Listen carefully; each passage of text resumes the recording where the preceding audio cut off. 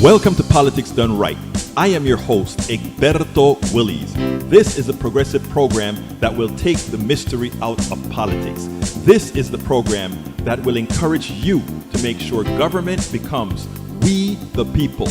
Whether you are liberal, progressive, conservative, or otherwise, you get to air your point of view. We are an independent media outlet that, unlike mainstream media beholden to corporations, we only owe allegiance to you. Remember, you can also send me a tweet at EGBERTOWILLIES. That is at Egberto Willies. Let us engage. It is Politics Done Right.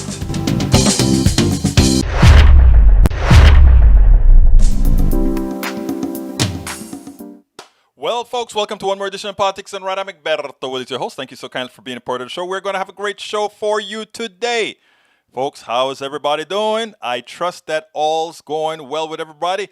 Bridge MCP, woo, just made it. Hanging blinds. You're hanging blinds. You are such a resourceful person, Bridge MCP. I am proud of you. Man, I could use, actually, I don't have enough windows in this office to actually get any blinds in. Well, you know, what can I say? We'll see. Anyhow, folks, we are going to have a great show for you today. So what's going on? It seems like Taylor Green is having some issues. It looked like they're going to take her off the committees. Either the Republicans do it or it will be done for them. And to which everybody's starting to say, or rather, Republicans are starting to say, don't do that because it's going to set a precedent. And if it set a precedent, we may do the same thing to you too. To which I say, yeah, please set a precedent. We cannot allow that kind of person in committee. They shouldn't even be in Congress, but it's a democracy, so they were voted in, and they deserve to be there if they're voted in. But the Congress reserved the right to make sure that it can operate, and it can operate without having hoodlums interrupt the committees, etc. So they have the right to organize to ensure that hoodlums, thugs, even if inside of Congress, are not allowed to disrupt Congress because it disrupts everybody else. So that's what it's all about. Anyhow, what is the show gonna be about today? What is the show? Lee Grant, hey, brother Lee Grant, how you doing? Brother Eric Hayes, how you doing? Sis Bridge MCP and sis Nanette Bird Smith, welcome aboard. We're gonna have some fun today. Tank 28, our look here, we have people from all over, QAnon, everything. Anyhow, let me take my caller 828. Come on in, 828. How are you doing today? Senor Willies, how are you? This is Hope in North Carolina. You know, hey, Hope, you know what? Let me tell you what your name is, because your name in Spanish is like wonderful. It is Esperanza. Think about that. I know. Esperanza. You're so sweet to say that. Say that again? Thank you. You're trying to say that. Thank you. Yes. Anyhow, how you doing, my friend? I'm doing good. Real quickly, I didn't know if you caught the exchange between, it's either a congressman or a senator. I think it's Senator Mark Rogers, who is the head of the committee that oversees Space Force. Yes. And the comment on Jen Psaki, who is President Biden's new press communications secretary. Yeah. I kind of caught the tail end. Now they're wanting her to apologize for that? Yeah, she made kind of just a minor comment because the press corps was going on about, you know, the Air Force One and this and that, and they were talking about basically all things aerial. And, you know, she kind of smiled and said, well, Space Force, it's the plane of today, meaning, you know, the press corps keeps talking about all things aerial. And then this Republican, Mark, quote unquote, Buck Rogers is how I refer to him, said that Jen Psaki should apologize for pejorative commentary that she made about Space Force. And you know what I think Jen Psaki should do? Tell me what you think she should do. I think the next time Mark Rogers visits the White House, not that he'll ever be invited, but if he does, I think that Jen Psaki should take Mark Rogers out back and beat the you-know-what out of him. I think it's ridiculous. It is sick, but you know what? I don't know if you saw the press conference today. No. Okay, she took care of it nice today. Said, "Are you going to apologize?" She said, "No." She pretty much said exactly what she said. We have nothing to do about the space force or anything. I mean, she was very cool about it. What I love about Jen Psaki is that she does not ever get rattled. She is very good at what she does, and even when she's not answering the question that you ask her, she makes sure and she does it with style, with class. She doesn't try to make you look foolish. She's a very, very good press secretary. Totally. And you know what's so effective about that? A majority of us out here who are, and it's not even so much about being on her side necessarily, but it's about being really frustrated with the Republicans not knowing who the heck they are, trying to gain ground and trying to get somebody as innocent and as competent as Jen Psaki to step in it. And I think it's absolutely insane. Well, you know what the thing about it is, what I've always said that Democrats do too often, right?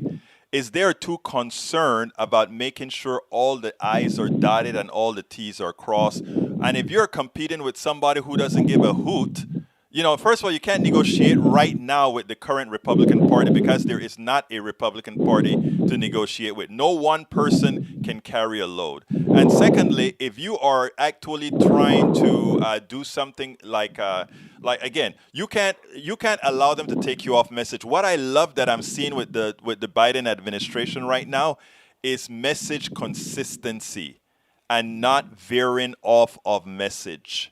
And I find that so rewarding. They try to get them to make comments about this Taylor Greene woman. They leave it up to that is something that the Senate has to take care of. They talk about impeachment, the impeachment trial. That is something that the Congress has to take care of. I am singularly responsible for making sure we get America back up to speed. That's what we're doing. And I am so happy that Jen Psaki and all the others, they're doing just that. They're staying on message. They are. And, it's nice to kind of have an executive branch that respects the legislative branch that now respects the judicial branch and have the appropriate level of separation again. And it's also nice to be able to track. Absolutely. But anyway, I just wanted to see if you saw that. Yes, you had a great show last week. I'm going to get off the air and see what you have to say today. Thank you so kindly for calling in. Hope I love getting calls, but most of the people that listen now like to type.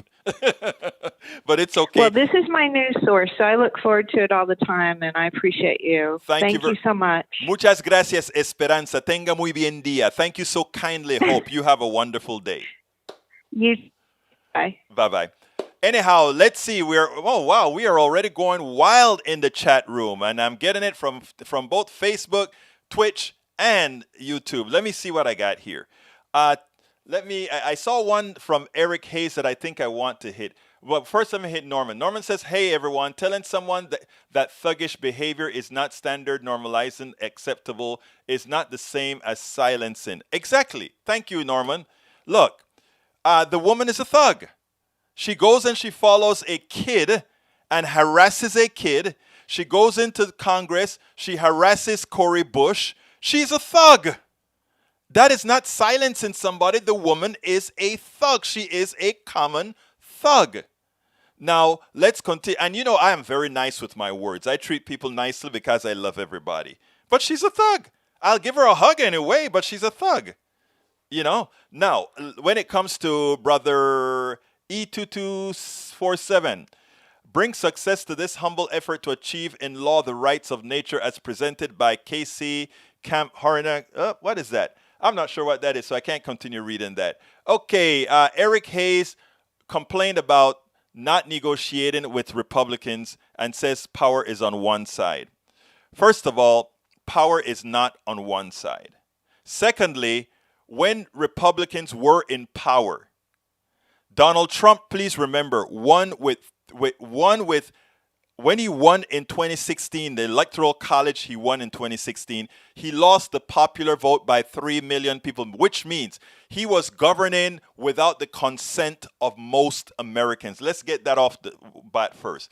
But with that non-power, he decided to place 3 Supreme Court justices on the courts, on the Supreme Court. He also filled up the bench courts, the district courts, with a lot of conservative, incompetent judges. That he did with minority control. Think about it. That is abuse of power.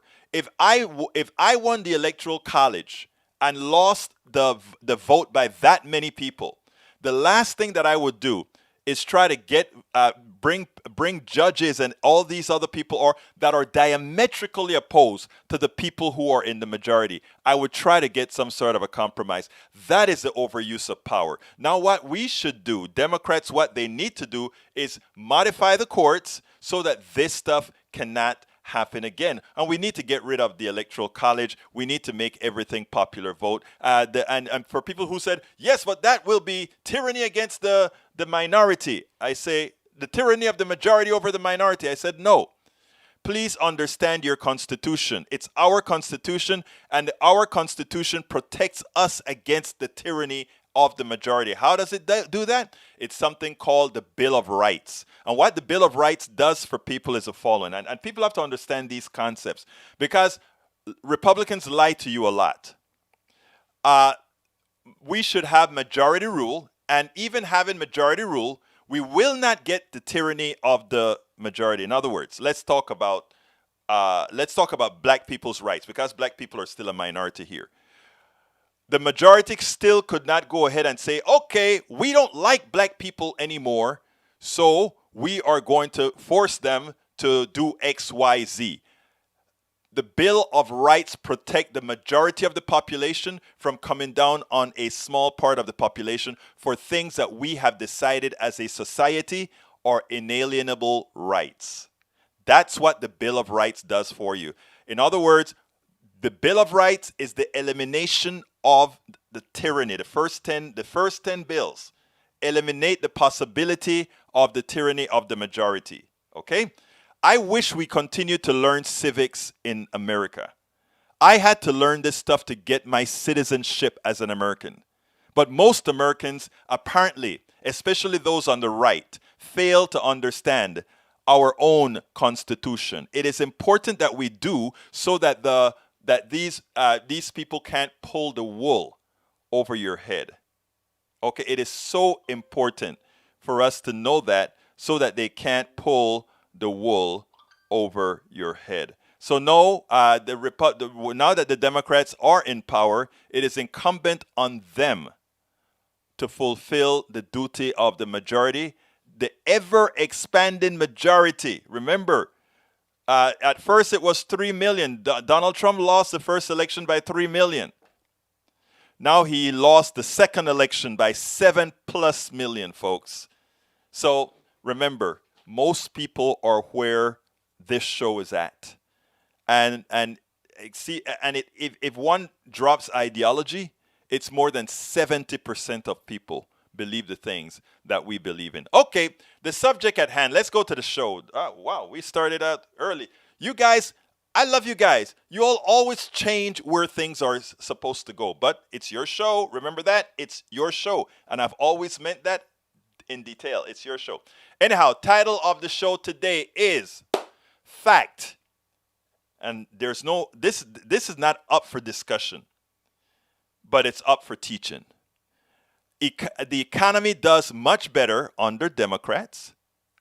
Trans activists discusses Medicare for all and immigrants. That will be our interview today. Trans activist Sofia Sepulveda discusses Medicare for all, immigrants, and more. It's no fluke. The economy does much better under Democrats. And the article is an article that's in the New York Times. Why are Republican presidents so bad for the economy? And it's not hard. It starts out. The article, I don't even like the way it starts. Because here's how the article starts. A president has only limited control over the economy, and yet there has been a stark pattern in the United States for nearly a century. That's 100 years. The economy has grown significantly faster under Democratic presidents than Republican ones. Okay, this is not a fluke. In other words, this growth that we're talking about is not a minor growth. If you take a look at the numbers, the biggest economic growth ever in this country was by a Democrat, Roosevelt. The second big was done by Kennedy. The third by Johnson. The fourth by Clinton. The fallacy has always been that somehow Reagan was this great economic wonder. In the book that I wrote called As I See It, Class Warfare, the Only Resort to Right-Wing Doom, I explained what Ronald Reagan did. I explained also what Clinton did. Clinton was coming out of a morass created by the Reagan Bush bubble, and when it exploded, Clinton came and he passed this huge budget, and he did it with he had to increase taxes as well. Well, Bush one also increased taxes, so it started with him, and I did give Bush one credit in my book as well. But Clinton increased credit. Not one Republican voted for it, and they said that the economy was going to crash. They said the economy was going to crash. Now, all of us know better, right? Taxes don't crash. Increasing taxes don't crash economies. We understood what's happening. What Ronald Reagan did when he came into office, and this is important for people to understand. If you don't understand economics, I'm going to show you a little bit of Economics 101 right now. And it goes as follows. Ronald Reagan ran on something that Bush won, G.W. Bush's daddy, called voodoo economics. Why was it called voodoo economics? Because Ronald Reagan claimed he was a conservative. He was going to cut the budget by a bunch, cut entitlements by a bunch, and then increase the military budget by a bunch. The numbers never added up. How did they make it add up in their minds? They said the tax cut would pay for itself. Wow, magical. The tax cut was going to generate so much economic activity that it was going to pay for itself. That is a standard protocol that they normally put out there. Well, we know better. There are two forms of economics. There's a form of economics called Keynesian economics. What it says is when you're in trouble, when your economy is slowing down and people don't have the buying power, that the government that has unlimited power to fund, unlimited power, it's not, the government money isn't like your money in your pocketbook. That's why when people say that, it's a silly thing. Anybody who says, I keep my budget balanced, the government should too. They're crazy. The government should never keep their books balanced. The government should have an overbalance when things are great and an underbalance when things are not good. The government is the funder of last resort. Okay? So the government should never be balanced. And it doesn't have to be, especially if you have your own currency. You never have to talk about balance. That's, again, Economics 101. Now, anyhow, so when Reagan came into power, he was smart. He was smart. Well, his people were smart. He's not smart, but his people were. They understood if they cut taxes, they'll get a little bump. But what was going to give them their biggest, humongous bump was going to be deficit spending. And Ronald Reagan at that time had a $40 billion. This is back in 1980, 81. Had a $40 billion. I wrote it in my book about that. $40 billion deficit. What that did was that threw so much into the economy that the economy took off. The economy took off under Reagan. And everybody called it the Reagan miracle. But, what happens to these Reagan miracles that are built on sand? Eventually they cave in. So that's exactly what happened to the Reagan miracle. But again, it started off and he had a huge economy. And even on this list, he comes out at number 5. But guess who came out at number 4? As far as really taking off with the economy? Clinton did. Because Clinton, as usual, the Republicans always, because of policy, this isn't because they're Republicans. This is because of policy. Their economies always tank. Democrats come in, do the necessary adjustments because they follow the math, they follow science, and the economy takes off. And then while the economy is recovering, somehow they raise hell about how bad the Democrats are. And somehow Democrats lose again, and boom, the economy cracks again. If you doubt it, let's take a look at it. We can start from Reagan. Reagan comes in. By the way, we have to remember what happened with Carter. Carter had stagflation because, and I explained that in the book as well, because of what the oil industry, the oil guys did, right? They increased the price of oil. And remember, oil was not a scarce resource, but since everything was dependent on oil, you got inflation. At the same time you got inflation, you didn't get employment because, again, that's a complicated setup. But anyhow, so Reagan came in, he had deficit spending, the economy takes off. Good.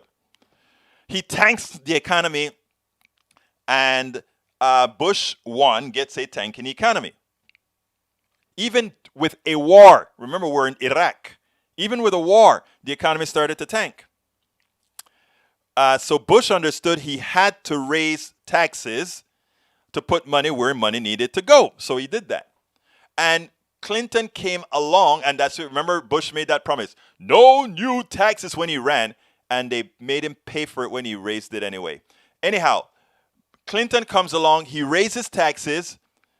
Republicans claimed the economy was going to tank. Not one of them voted for it. And and Clinton's economy went through the roof. Okay? It goes through the roof. When it goes through the roof, right? What do you think happened? He won the second term, etc., etc., etc. We were at that point talking about never ever having a deficit again, a budget deficit again, because we were into surplus. Okay. So we get the Supreme Court appointed Bush 2 as the president. Bush 2 comes in. What's the first thing he does? He cuts taxes and goes back into deficit spending. But he cuts taxes. The difference between cutting taxes and deficit spending and giving folks money is that cutting taxes does not circulate in an economy as fast as giving money to those who spend it. And that is the mathematical reason why Democrats do better than Republicans. Republicans believe in tax cuts and a form of economy called supply-side economics. And let's blow the hole in supply-side economics, voodoo economics. Supply-side economics says the following. We give a lot of money to the people on top. We provide the supply. And then that is going to come trickling down. You have to ask, how does it trickle down? Are these people, the rich people who got the money, are they going to write a check for the regular person? No, they're not. Are they going to give donation to the regular person? No, they're not. They're going to build factories for something that you want to buy, right? Yeah, that's what they're going to do. Okay, why will they build a factory to create pieces for demand that does not exist? Right? In other words, I'm going to build a car factory, but nobody's buying cars. So why are you going to build it? So you don't build it. So instead, they bank their money or they put their money offshore to do something else. And that is exactly why things happen the way they do. Republicans give tax cuts, supply side economics.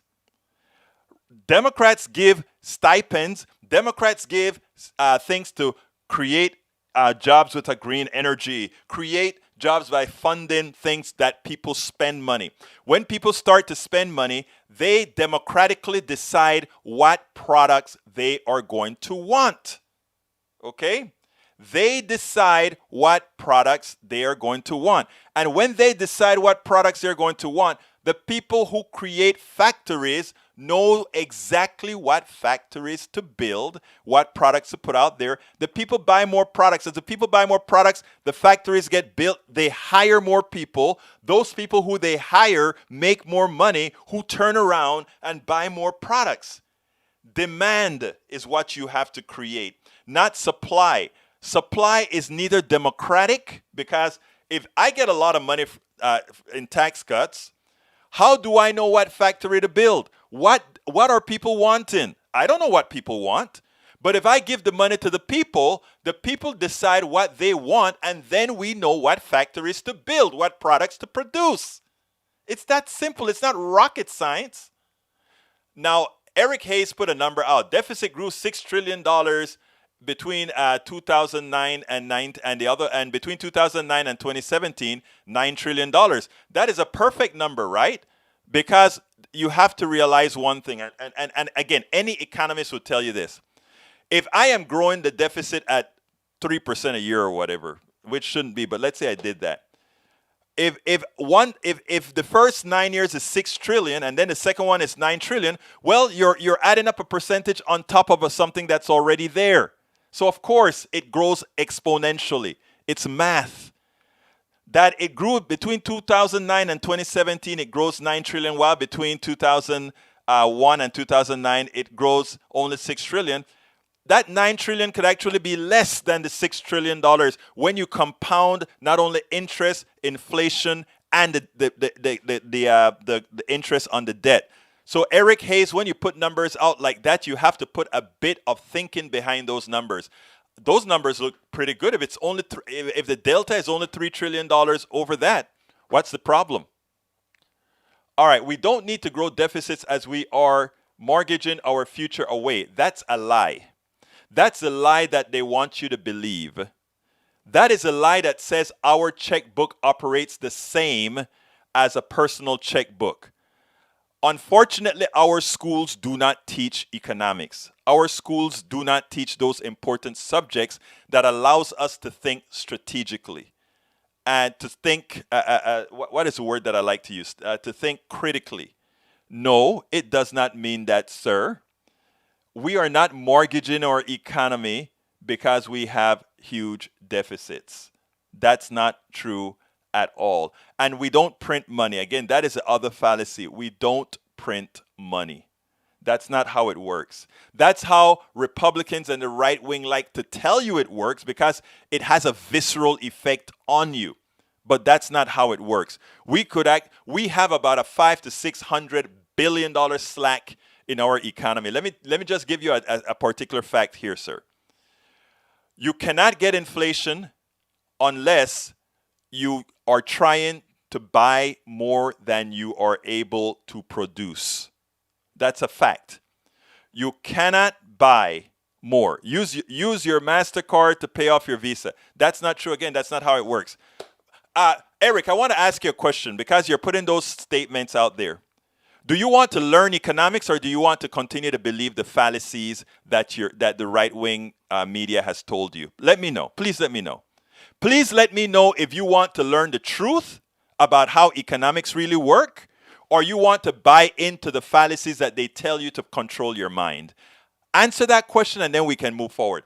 Anyhow, I got to get to our interview. But before I get to the interview, I urge you to read the article. It is linked inside of my inside of the blog post. But before I go there, you know what I have to do? I gotta say, people, please go ahead and click. If you're on YouTube, click that join button and become a part of our PDR posse. Become a part of our PDR posse. Not only are we asking you to become a PDR posse if you are on YouTube right now, but if you're on Twitch, if you're on Facebook, you can go to that link that I just placed there, politicsdoneright.com/YouTube, politicsdoneright.com/YouTube. You can become a part of our PDR posse. And you know what was so interesting? Bridge MCP designed designed one of our cups. And you know what's ready now? Our cup is ready. So you can now get our cup if you can go purchase our cup right there. And let me show you the cup. There is a cup that's designed by whom again? Bridge MCP. You know, I should have had the link to the that ready for you guys to go out there and get. So what I'm going to do right now is I'm going to try to find the link for you to get the mug. If I can find it, if I can find the link. I should have had all of that prepped, but every now and then you run into trouble. You have a whole lot of work to do. You don't get a chance to prep everything that you want to prep. Plus, I was writing some articles late on. So what I'm going to do now is I am going to get to that place and show you how you can pick up that. Where is it? Where is it? Anyhow, it'll come sometime. It'll come sometime. Anyhow, you can also support us, folks, by going to, let me go ahead and get to that place. You can support us by becoming a part of our Patreon. That is politicsdoneright.com/PATREON, politicsdoneright.com/PATREON. We support PayPal as well. You can support us by going to politicsdoneright.com/PayPal. That is politicsdoneright.com/PayPal. Let's see. The duck that quacks, $2.50 every month instead of $1.99, brother. If you want to give $2.50 every month, you can go to our Patreon and do that, brother. I appreciate that so kindly. You're a good person. You're a good person. But I'd love for some of you to go ahead and hit that join button as well. Bring us into La Ola. I think I found the link. I may have found the link. Let's see. Para ver, para ver. There is the. It's coming down. It's coming down. Okay, I think I found it. There is the store. If you want, you can get that product at a place called Teesprings, and I'm going to put that link in the feed right now. You can get the cup right there. I just placed the cup right there. And if you want to buy the cup directly from our store, you can also buy the cup directly from our store by going, oops, that's the wrong link. I don't like to use those funny looking links. People get crazy when they see links like that. So let me go ahead and put it in a safe link. All right. I'm almost there, folks. I'm almost there. Estoy casi ahí. Okay, let's get to that link, folks. Let's get to that link.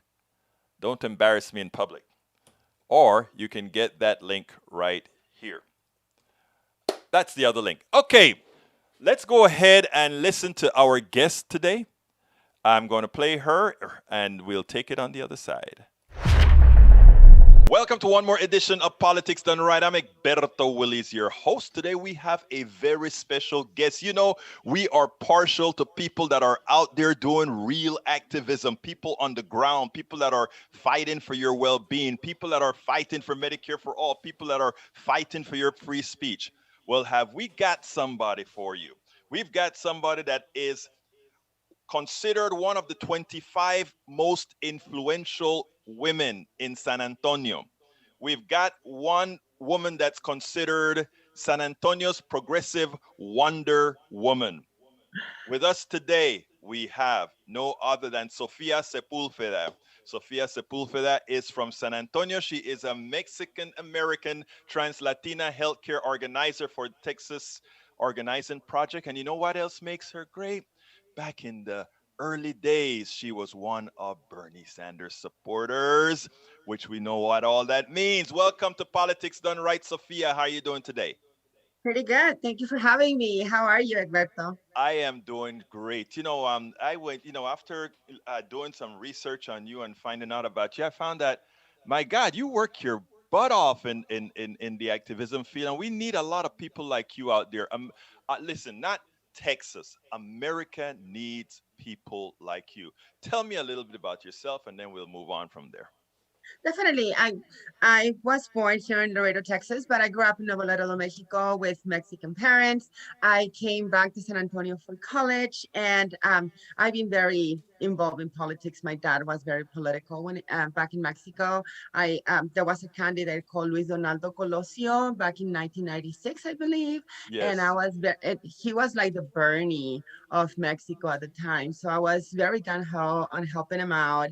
And that was around the time where I turned 18, and I was excited to vote for Luis Donaldo Colosio. Unfortunately, he got killed, right? But my dad brought me back to reality, said, you are a US citizen. You cannot vote in Mexico. We didn't give you dual citizenship. So good luck with that.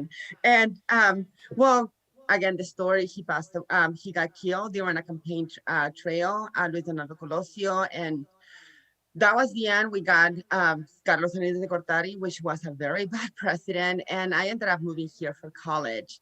My first vote was I remember my aunt kept on telling me that I should vote for Gore because he was in the military, but stubborn little me, I voted for the Democrat, right? So, and I've been working on politics ever since. I was campaigning for Al Gore when I was very young, because he was the only president at the time who was very supportive for gay rights, right, and environmental justice. So I was pretty involved with that, and I was mostly involved in political campaigns. So came Bernie in 2016.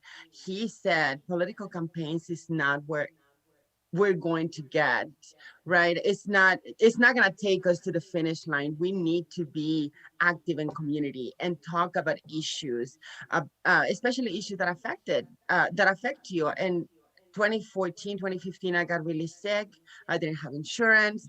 Turned out it was a staph infection, right? It's multi-drug resistant. But my doctor at the time, I was going to a low-income clinic because I didn't have insurance, and he said that he thought it was lymphoma, and I was really scared. I tried to get insurance. It was the middle of the year. And the only thing that you could get was catastrophic insurance. And because my doctor had already seen me, I wasn't qualified. So I had to go to our public health, which is the indigent health system that a lot of people do not know we have in every county. And I was able to get help.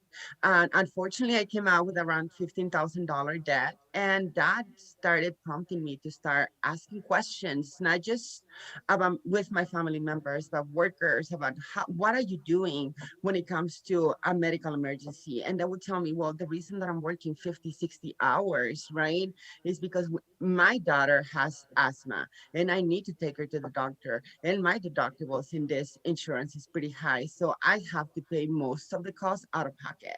And that's when I became an organizing in 2014. Yes. Well, and that is what's so important. You saw a problem. It not only affected you, but the empathy that you have from within, you saw it in others as well. You started asking questions, and then you didn't say things can't change. You said, I am going to make sure things change. And you jumped on the Bernie Sanders bandwagon. And a lot of people would look at those of us who supported Bernie Sanders as a delegate in Philadelphia.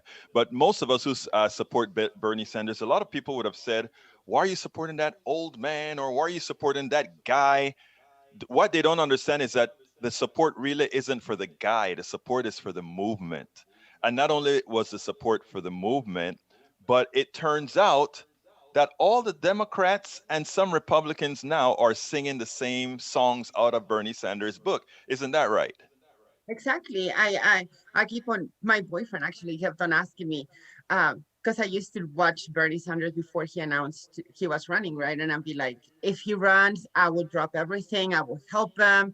And he would tell me, who is going to vote for an old, angry Jewish guy, right? Who's always screaming. I'd be like, me, I will vote for this guy. And again, like you said, it was not a cult of personality, it's the anger and yes, like estaba enojado because we are constantly facing injustices, not only on our healthcare, right, but in housing and jobs. So I understood where he came from. It was not like, oh, Bernie is adorable and I want to follow him. No, it was the things that he was talking about. I kept on telling people, if tomorrow Bernie was to drop Medicare for all, I will stop supporting Bernie Sanders, right? And I will look for another champion who is a progressive champion. So we need to understand that we are not the Trumpers, we are not the QAnons. We want the policies. It's not about the man, it's about the policies. And I feel like I was listening to one of your podcasts when you were talking about Beto O'Rourke getting very close, right? Mhm. Because he was very strong on progressive policies. And people didn't want Beto because he was 6'5". They wanted him because of his policies. And yes, he got very close to getting rid of Ted Cruz, right? And that's what we want. That's realize going in community that people are angry. People are uh, they don't have the hope anymore. They keep on telling me, why should I vote for this Democrat when I've been voting for them for 40 years and my life has not improved? And that is a very hard pill to swallow, especially when you're trying to get them engaged in the political discourse. That is why you're important, because you realize the essence of the voter. The essence of the voter is, I will vote when I really see something there to offer. Otherwise, why take the time off to go to vote? Why stand in the line? Why do that? We finally have to have something to offer. And you are the conduit between that voter and the appropriate elected official, or the official to be elected. And that's why we should never waver when it comes to particular people, for particular policies. If you take a look at Biden, a lot of people think, well, Bernie wavered on Biden and all of that. And what you're seeing in Biden right now, it may be cosmetic. We don't know yet. It's our job to make sure it's not cosmetic. But Exactly. but look at how he started with the environment. Look at how he started with healthcare. Look how he started with things that no one would think. Look at the size of the COVID relief package. Even after a 600 billion package in December, he still comes back and he says no, 1.9 trillion. So let's see. But so far so good. Your thoughts? At the end of the day, right? Like, we need to be pushing Biden to be more progressive. We cannot sit back and think that he's gonna solve every problem. And yes, I totally agree. I was very surprised when the moment that he started signing these executive orders reversing every horrible policy that Trump uh, created with the stroke of a pen, right? Like separating families at the border, denying healthcare to trans communities, um, pushing Denying violence, trans the ability. denying trans the ability to serve on the military, right? So he was able to revert a lot of that. He is talking about creating a more comprehensive path to immigration, which honestly, these immigrants have already been here for years. We don't need 8 years of waiting. We need relief right now, right? But it is important to tell those woke folks during the Trump administration that there is no time to go back to sleep. Right now, there's not the time to go back to mimosas and brunch. Right now is the time to start pushing, right? We were resisting for 4 years. I'm tired of resisting. Right now, we need to start pushing. And we need to start pushing for better. I really believe that Biden will be listening and hearing the pleas of or the plights of our people, right? As long as we are consistent and we continue pushing him to to create a better America for all of us, not just white folks. That's an important statement, and I want to add something to what you said, because I think it's important given our audience. You just said a lot of these people here, the immigrants, have been here for a long time already. They've done their part. They've been working, and many times a lot of the so-called Americans, the ones that think they have more right to be here than anybody else, in as much as the natives that are in Mexico, the natives that are in Canada, the natives that are all over the place that were here thousands of years before Mhm. have more right, and their DNAs in all over the Americas. But many of them would have a tendency to say, well, who do you think you are for coming here as an immigrant and thinking you deserve rights? I want to qualify certain things that you haven't said yet. I'm from Central America. I am from Panama. I have been a net positive to America. You were born here, but your parents are from Mexico. You were what you brought to America was a net positive. What many forget is what America has done by going to Mexico, Panama, Jamaica, Cuba, and all these other places and extracted from them. So, therefore, that extraction deserves that others that are there, many who have been maligned down there, come right back here to where the results of the extractions were. So, as far as thinking you owe anything to God, oh, thank you so kindly, America, for accepting this indigent. That's not the case. No, Never, I tell immigrants all of the times, never feel like you are a lesser of a person in this country than somebody who has the false belief that they have more rights to be here than you do. And the reason I wanted to say that, Sophia, is because when you said, well, we immigrants have been here all along, it still gives them that door to say, well, be thankful. No, we are a part no, of exactly. society. and we are the ones that make this society as well. Continue, my friend. I'm And sorry, I just had to say. no, no, that's a great segue because I think that also a lot of people who feel entitled to be here, right? They have the erroneous idea that immigrant families do not contribute to our economy, when in fact they keep on paying taxes and they have no They don't get it solution. back. They don't get it back at the end of the year. They continue paying on Medicaid. In fact, the immigrant community is the one who pays the highest number of money to the Medicaid program, but have no access to Medicaid, right? All of the access to Medicaid are by US citizens, which immigrants pretty much self fund. So it is very important that when we talk about Medicare for all, we always continue mentioning immigrant families because it's the only bill in Congress who will protect and ensure healthcare to immigrant families, right? I mean, I want to expand on that one quick bit before Sophia, because it's very important. Let's be clear here.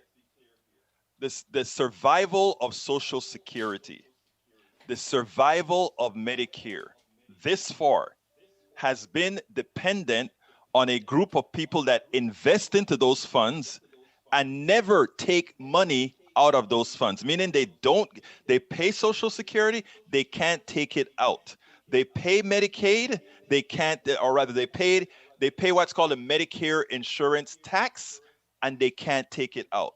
So mhm. please, the problem in America is too many don't understand that immigrants are not only exploited by capitalists, but they're also exploited by the government, Yes, and yes. that in many a time, welfare received by Americans, meaning citizens, you and I are citizens, so we count as well.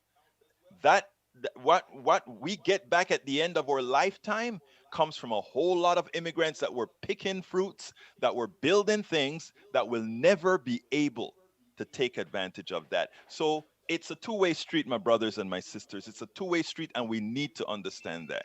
Thank you, Sophia.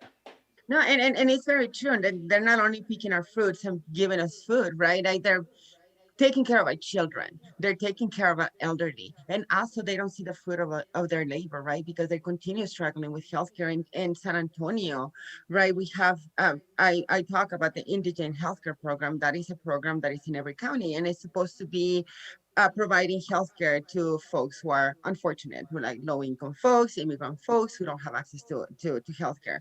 Well, if an immigrant a person gets diabetes and needs dialysis, they get lost in the system and more likely die because they cannot apply for Medicaid because they don't have access to Medicaid. They cannot apply for Affordable Care Act because they don't have access to the subsidies. So they are left behind. The county sends folks to either apply for Medicaid if you're a US citizen. And so you can get your dialysis services, you can get your cancer treatment. But if you're an immigrant, where do you go? Right? So it is very important, like you said, mentioning they're not only providing us food, they're not only contributing to the economy without anything in return. They also have no access to food.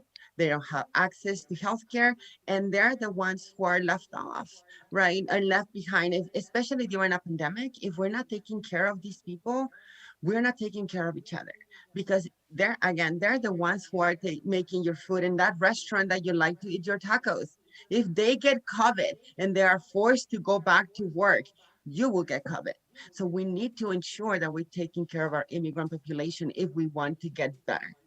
And this is not charity, folks. It is not charity. Again, these people, and what happened is for political reasons, we know a whole lot of folks, generally on the right, use immigrants as whipping persons, but not understanding that their well being depends on the well being of immigrants in general. And there are a lot of people who realize that. The capitalists understand that as well. That's why they play both sides of the game.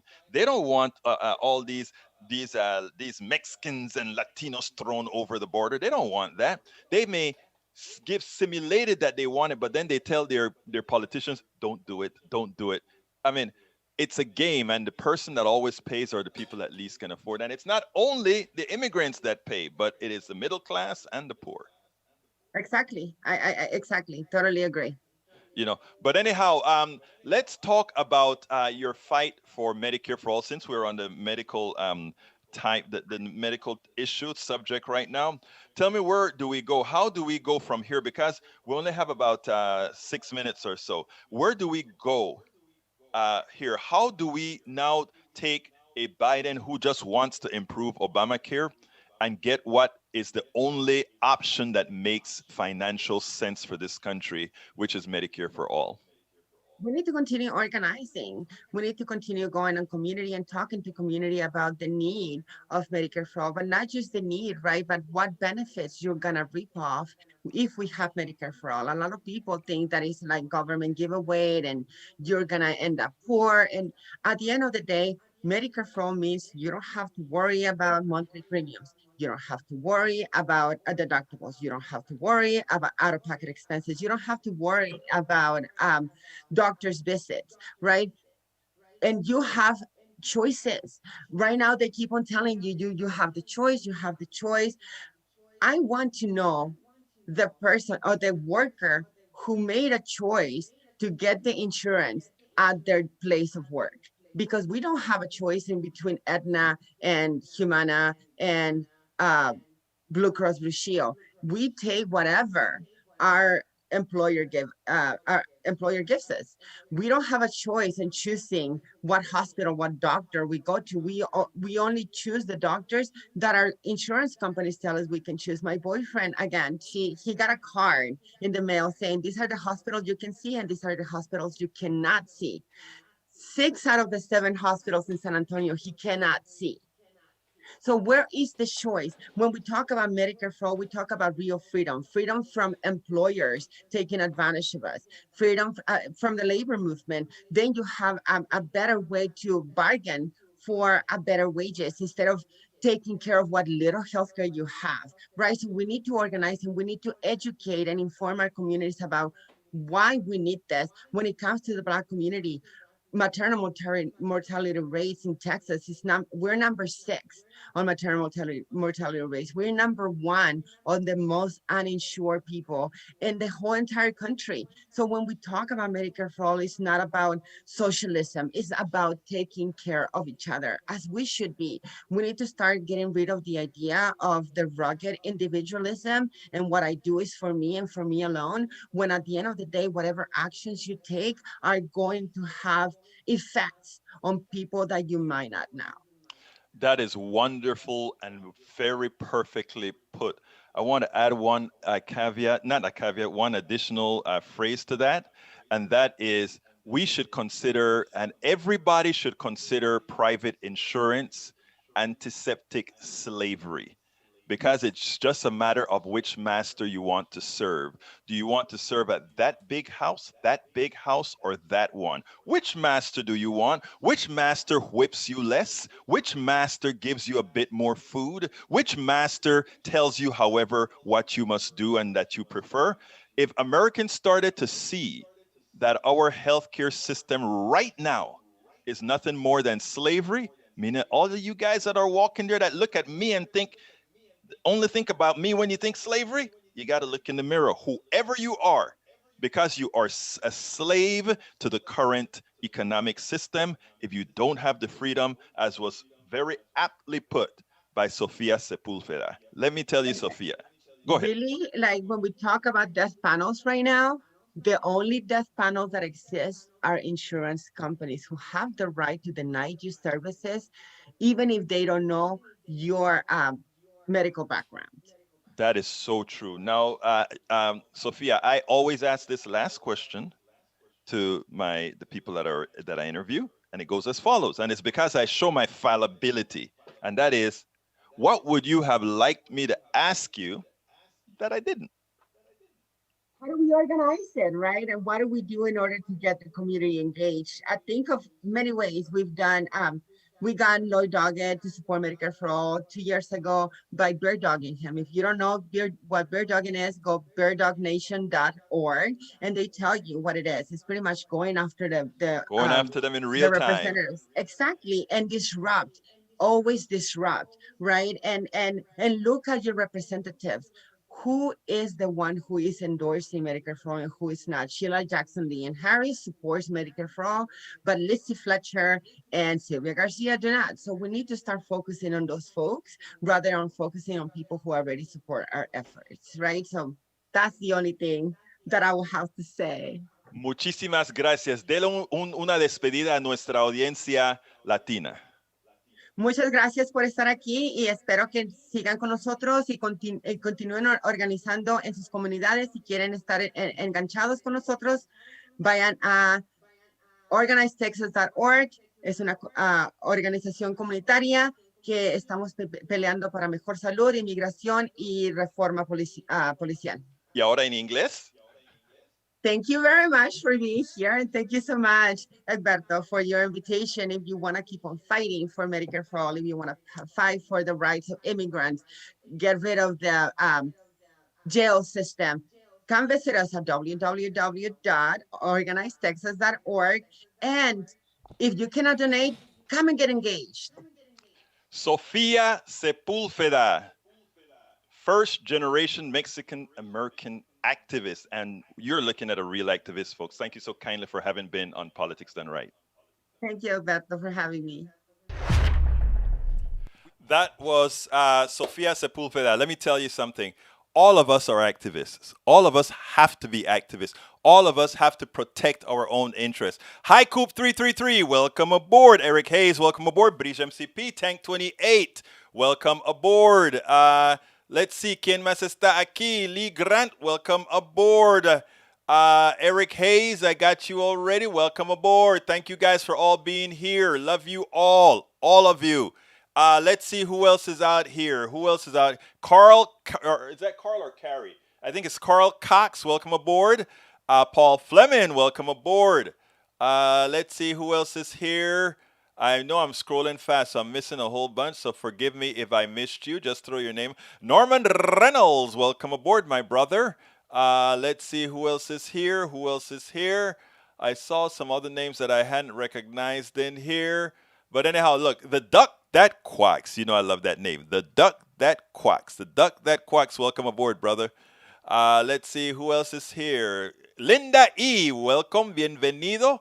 I know I also saw, let's see, Nanette Bird Smith, welcome aboard. Let's see, I'm scrolling, I'm still scrolling, so I may still get to you.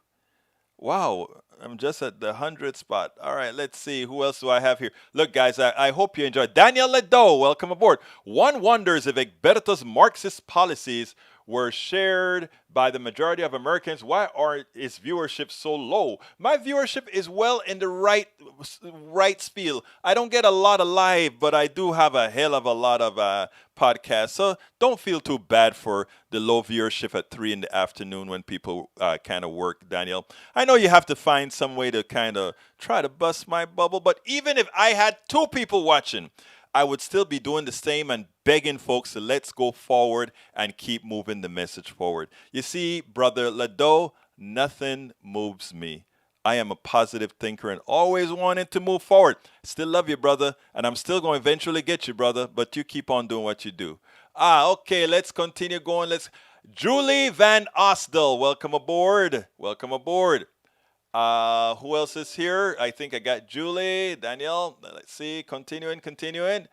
Okay, if I missed you, throw me a little note down below and I will definitely get to you. Let's see if I have anybody else at the bottom. Okay. I don't think I have anybody else. Anyway, folks, thank you so kindly for being a part of the show. Please do remember, go ahead and consider getting my book at Amazon, which is the book that I normally have on the screen, which is not on the screen right now because Breach MCP's design is on the screen. There's the book.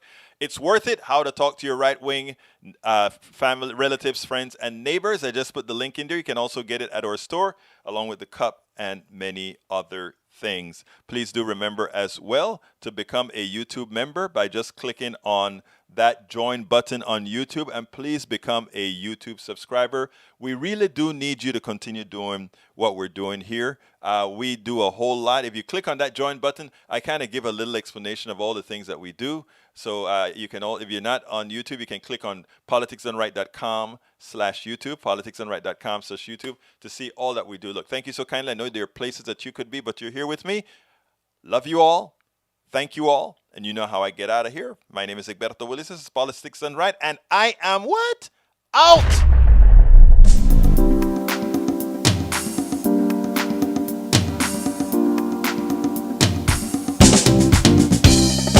Welcome to Politics Done Right. I am your host, Egberto Willis. This is a progressive program that will take the mystery out of politics. This is the program that will encourage you to make sure government becomes we the people.